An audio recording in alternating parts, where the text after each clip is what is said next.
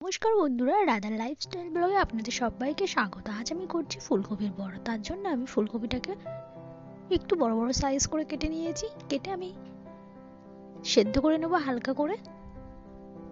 আমি দিয়ে দিলাম 1 চামচ লবণ। আর ফুলকপিটা একটু সেদ্ধ হয়ে এসেছে। এবার আমি ফুলকপিগুলোকে তুলে নেব।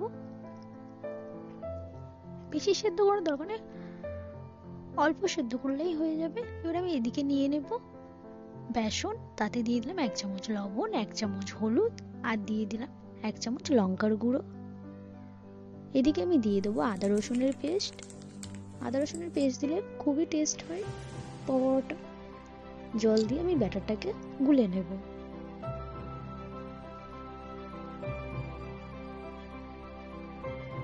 আমার বেসনটা গলা হয়ে গেছে, আমি একটু ভালোভাবে ফাটিয়ে নেব।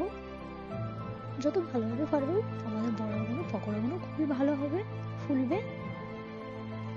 এদিকে আমার তেল গরম হয়ে এসছে, আমি ফুলকপির পকোড়াগুলো ছেড়ে দেবো। একবার হলেও বাড়িতে বানিয়ে দেখবেন, খুব সুন্দর খেতে হয়। সন্ধ্যাবেলা মুড়ির সাথে এরকম গরম গরম পকোড়া হলে আর কি চাই।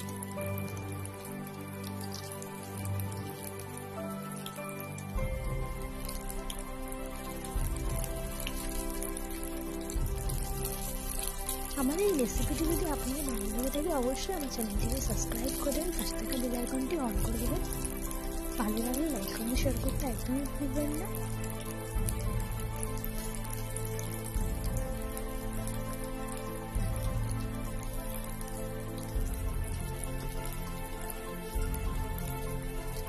চলো ঝটপট সব পকোড়াগুলো ভেজে ফেলি।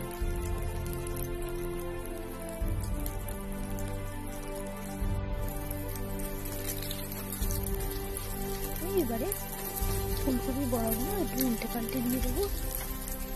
আমার 1 পিঠ হয়ে গেছে।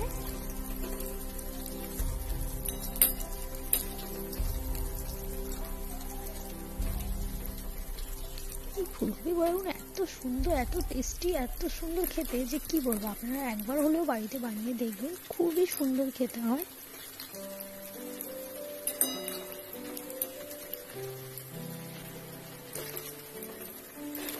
আমার বড়াগুলো ভাজা একদম রেডি হয়ে গেছে। একদম লাল লাল করে এরকম ভেজে নেওয়ার চেষ্টা করবেন।